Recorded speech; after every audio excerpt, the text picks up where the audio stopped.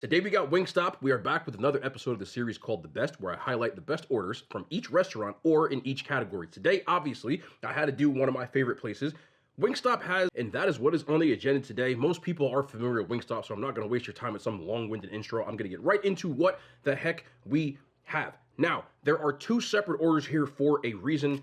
There's boneless and bone-in orders. Now, I know a lot of you don't like boneless wings, or you'll say things like they're glorified chicken nuggets, but I like chicken nuggets, and I happen to think boneless wings are overhated at this point. It's become trendy to not like them. If you are a person who cares about saving money, there's just a deal at Wingstop that I saw today that I was like, you have to know about this. It's my job to make people aware. So this is what you see on this side, and even with the drinks. They have a deal called the Game Time Flavor Bundle, which I think is insane value for what Wingstop normally costs. You get 25 boneless wings with 3 flavors. So I got the OG Hot, I got the garlic parm, and I got the mango habanero. You get a large order of fries, 2 drinks, an order of 5-piece corn or something equivalent, as well as a bunch of dipping sauces for $24.99. Just for context, the other combo that I got cost $24.99. And I'm gonna tell you what I got there as well. I got a 10-wing combo with an order of fries, and I added on a side of 5 wings. So 15 wings I got for $24.99 plus 1 drink. Just for context to see what you can get from each side. So you get a little bit more boneless than bone-in, but that's about the equivalent of $25. So I did 2 separate orders. Other than that, we'll go through the flavors, we'll go through the Wingstop. Y'all know I love Wingstop. If you don't love Wingstop, I'll kind of explain to it as we go on. But let's get into this video. I've been talking way too damn long. First of all, of course, you gotta have the ranch dips, and everybody has something they do with their Wingstop. The only thing that I do for me, for the most part, is that I do well done and all drums. I forgot to get all drums. That doesn't matter. Let's go through our flavors. Let's go through our food. I almost forgot something. I'm not the biggest fan of Wingstop fries. There's a Wawa next to like every Wingstop that I have. No joke. There is a Wawa within like 100 yards of both of the Wingstops that I go to. So I stopped at Wawa just to get some fries. Or a fry substitute. So I got a purple bag of Doritos. Yes, I do this almost all the time if you check my videos.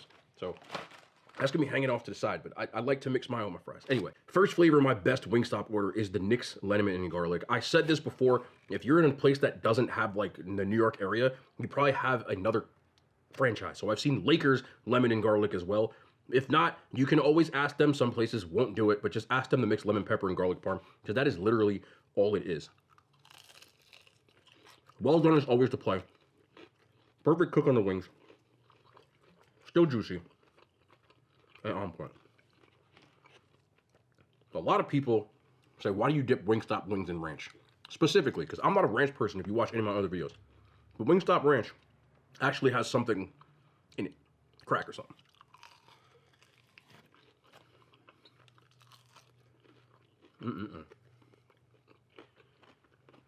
Let me get a garbage for my bones. There we go. The Nick's Lemon and Garlic just combines my 2 best flavors, and that's why I like it so damn much. Gotta get the ranch.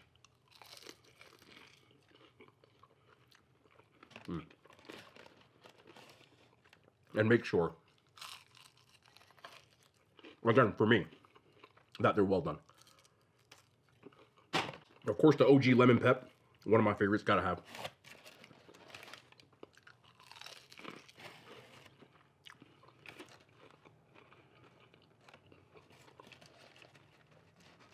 Wingstop has a very distinct lemon pepper. It doesn't taste like any other wing place's lemon pepper. That could very well be psychological. Hot, honey, rub, always. Oh, I hit it today. Yeah.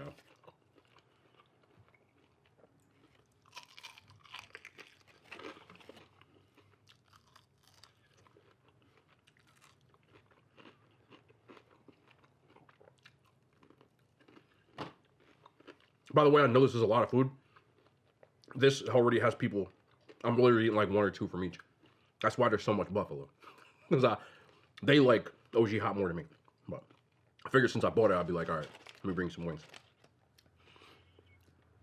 Hot honey rub fries as well. A lot of people don't know that Wingstop added more seasoning to their fries as far as the variety. So it used to be Cajun, garlic parm, or just Parmesan, I believe, actually, and fry seasoning.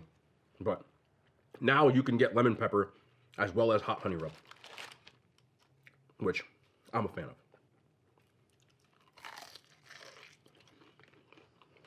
I still prefer Doritos though, but at least it has seasoning blends that I like a little bit more. Now here's something that I didn't know existed in Wingstop's orders until today. Normally when you get their Cajun corn, you can change the seasoning, but it only lets you pick one. For whatever reason, I don't know if it's an app, I don't care, but I'm not mad at it. I actually picked 2 seasonings and they let me do it. So this is Cajun corn with lemon pepper, which I didn't know you could do.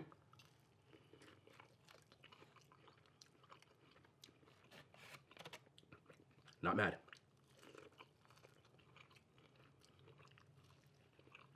Really not mad.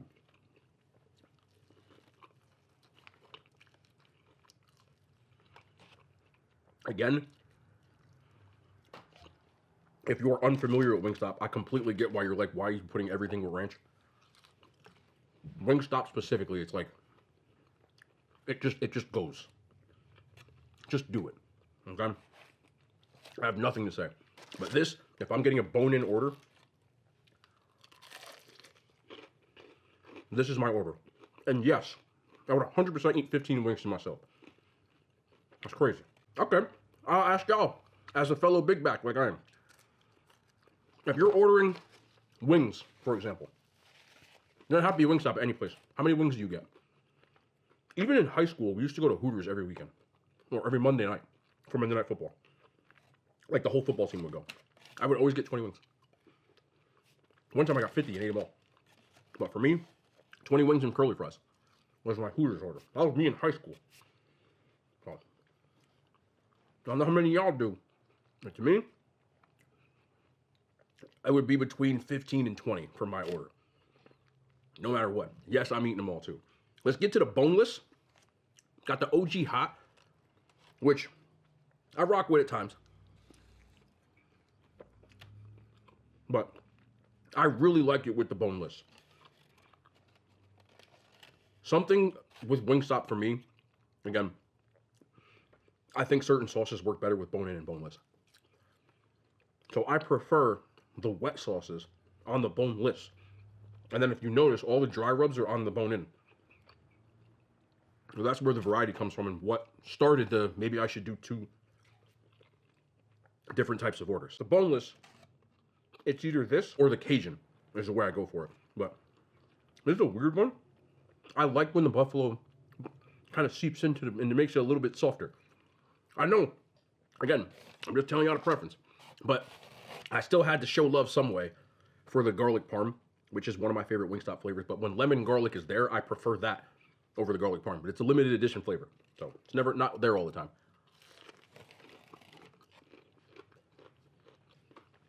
It's better on a wing. I probably should have switched this for hot honey rub, because hot honey rub works on both.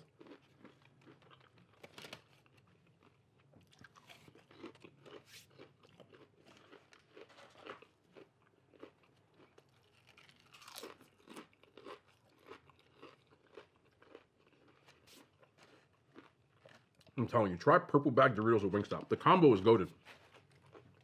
Also got 3 drinks here, because I got 2 meals. This one comes with 2. Again, I think the 25 boneless feeds more than 2 people. But literally, you got 2 people, and you get all this food, like you got your $25, bro, that's actually a good price. I wish they would do that for bone-in, but I guess they're more expensive because it always costs more. Every place bone-in costs more.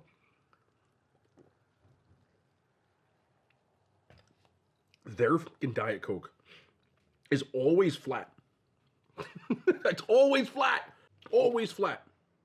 We also have mango habanero. Underrated flavor, but I prefer it much more on the boneless. I wonder how many comments are in the comment section of people saying boneless wings aren't wings. Semantics. Sure. Do you think that you would have as much of an issue if they called them white meat chicken nuggets? That's really what they are. The difference between that and a nugget is chicken nuggets are like parts, whereas that is white meat. So they're just chicken chunks. I'm calling that too. It doesn't make sense though. Wings really don't have bones. Mango habanero though.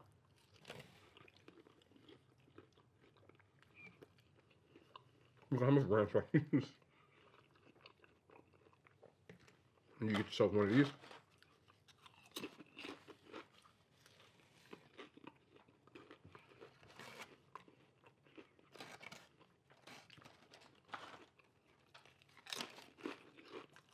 Then I just got the Cajun fries. Again, not the biggest fan of the Cajun fries, but most of these aren't for me. Just wanted Cajun fries, so I got it. I don't think I've ever said this in a video, but a lot of times if it's family, I will tell them beforehand. Like, if I know somebody in my family likes Wingstop, for example, I'll be like, yo, I'm getting Wingstop today. What do you want? And if it's something that works with the video, I'll build around that, which is what I did here. Like, I got extra fries, so I don't care. So, I pick at their fries a little bit, and they don't care. The more you know. Also, I got ranch on my pants, which, if I was in public, that would look really bad. Whether you're getting boneless or bone-in, to me, those are your two best options. The prices are literally the same. Let me know what you think. Would you rather get better value or, to me, a slightly better order?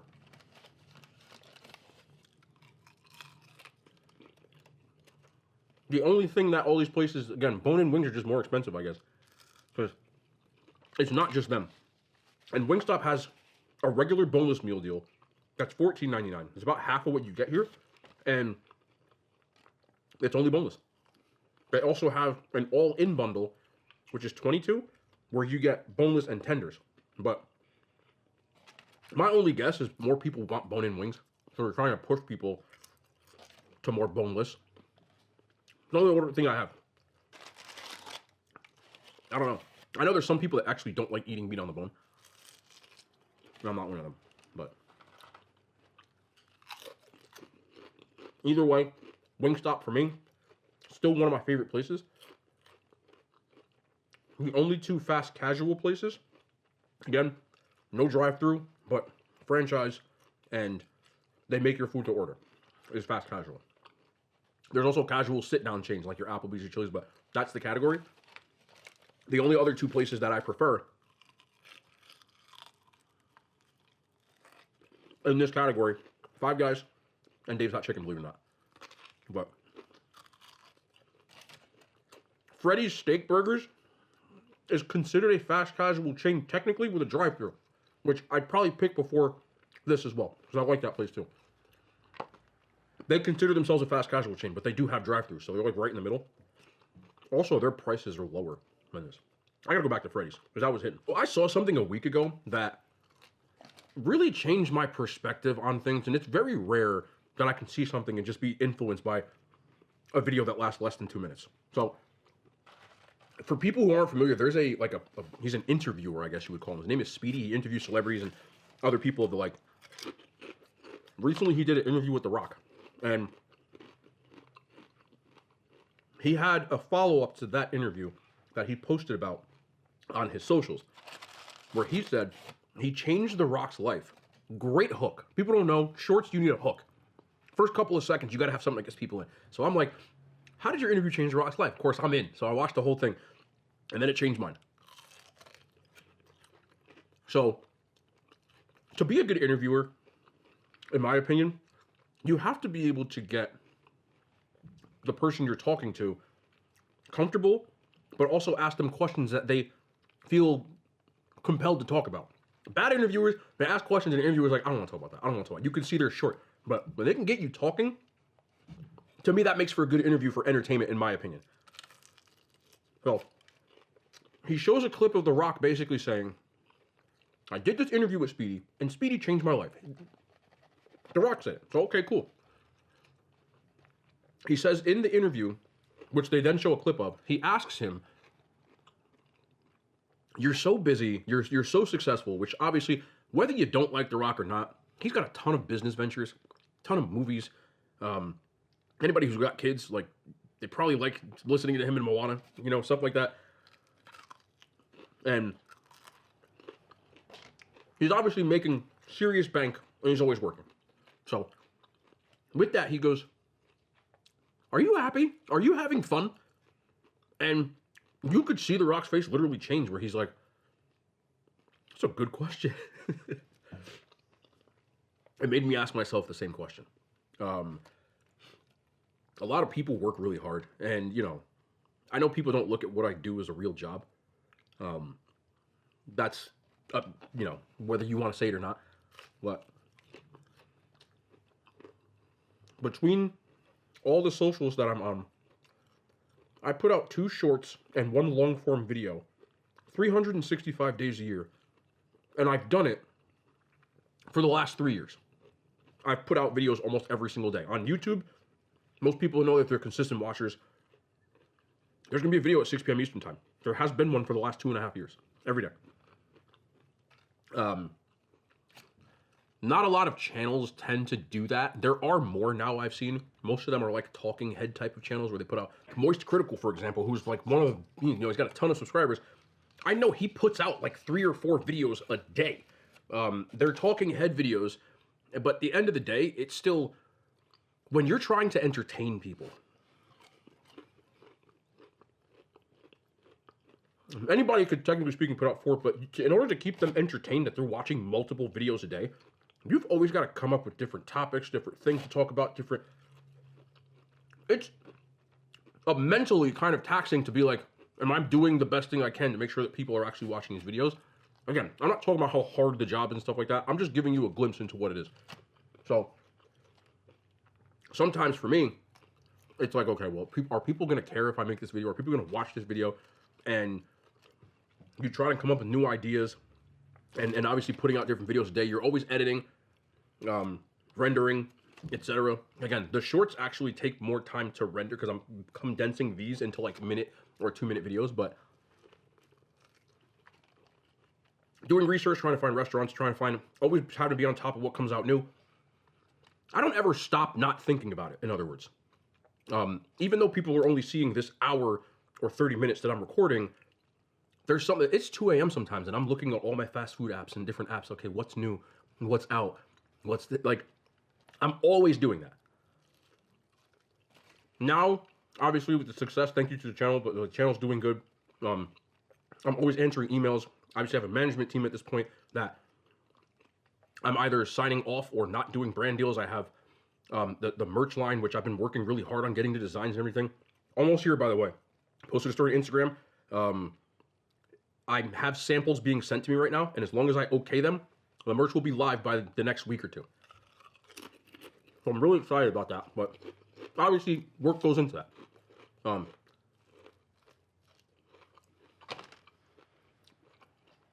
Even though I'm not doing any physical work 24 hours a day, I never stop actually not thinking about work. To the point that it's literally almost consumed me. Like, it's all I do. I don't really go out and have fun, and I don't do those things. You know? My social life isn't really much. I mean, I text people and talk to people, but there are multiple days in a week where I don't actually have human interaction. I know it sounds crazy, but it's true. This isn't a complaint. Again, I'm just telling you how it is. And when I thought about that, I'm like, am I having fun? Now, I love doing what I do, but like, just straight up leisure, I don't really have any. And I kind of thought about it, and it's made me say, as fun as this journey is and has been so far, really has been a blast, and I really enjoy doing this stuff. Like, it doesn't feel like work. I know some people don't think it's work. I know, I get that all the time. Whatever, shut up.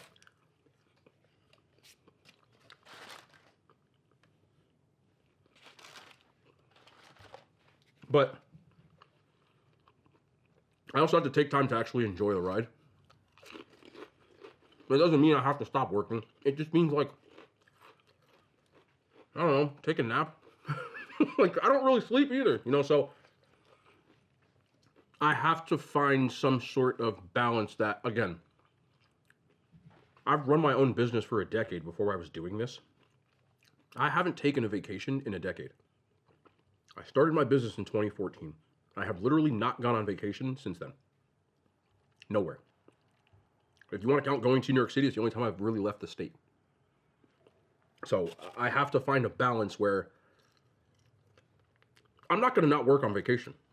I'm just not built like that. But again, just making sure to like relax and enjoy the journey, I think, is really important in life in general. It doesn't mean not to work hard or stop working. It just means like reflect a little bit. Like put your feet up when you have a chance. Like it doesn't mean you have to take a complete disconnect from it, which I don't think I ever will because I really enjoy doing it. But I also think that I'm guilty of not enjoying it as much as I should. You know, it's not like a crazy thing to say, But obviously, he is doing way more than me. So I can only imagine how much his brain is mentally shipped out sometimes, which happens to me. Like sometimes my brain just brain farts. Some of you guys point out stuff that I do at times where I'm doing like, you know, my elbow goes in stuff. That's because my brain's not always there. I'm tired all the time. And because my brain, when I'm recording, isn't really thinking about everything else, I'm also in a car, so I'm thinking about my surroundings, thinking about what I'm saying. Sometimes I forget the stupid stuff, like not putting my elbow in stuff, or that there's food on my face. That's why. And you ask anybody who's like incredibly busy and stuff like that, like sometimes they space stuff out, you know? And I've always been a person who likes to have some sort of balance. I have to still find things like, even a year ago, I know people think it was crazy, but I used to go to the movies once a week, and I used to actually every 2 or 3 weeks get a pedicure and a manicure. And those 2 times every week, I would literally check out. Like, I stopped thinking, I wouldn't look at my phone, I just enjoy the movie. I don't do that anymore. I need to get back to doing stuff like that. I'm much more busier than I was last year, which is a good thing, but seeing that made me say, I need to get back to having at least taking an hour or 2 a week to not do anything. I'm surgically attached to my phone at this point. I have to answer comments on multiple platforms, emails. If I didn't get a manager to deal with that kind of stuff, like from dealing with brands and stuff like that, because again, he sifts through a lot of BS before he even brings something to my attention. I don't do a ton of brand deals, but there's still a lot of inquiries. And if I was doing it myself, my brain would be spinning to the point that I don't even know what the hell I'd be doing. You get what I'm saying? It's not like I do a ton of brand deals, but still, when you get to a certain point, like the sharks are going to come out and they're going to try to take advantage of certain stuff, and they do. You know, so, again. Make sure you have balance in your life. And that really changed my perspective. But I know some of y'all work really hard. I know some of y'all got families. I know some of y'all got high-end jobs or whatever responsibilities that you have. Never lose sight of those responsibilities. But even something as simple, you know, I know some moms and stuff that like take a bubble bath. Like the kids, put the kids to bed to go take a bath. Go take a bath. Because it relaxes you, in other words. Find something. Just make sure you don't forget about you and all of the things that you do that are important in your responsibilities and stuff. Because I think one of the most important keys to health than anything is mental health. If you don't have a brain, no one cares about the body. No brain or nothing. So make sure you're still taking care of your mentals along with your physicals. As I pile Wingstop into my face. I just did 2 hours of cardio. Y'all. Anyway, I appreciate y'all, man. Done preaching for today. Let me go wrap this food up so I can give it to people. I'll be back tomorrow. More content, men and hand signs. They made it to YouTube.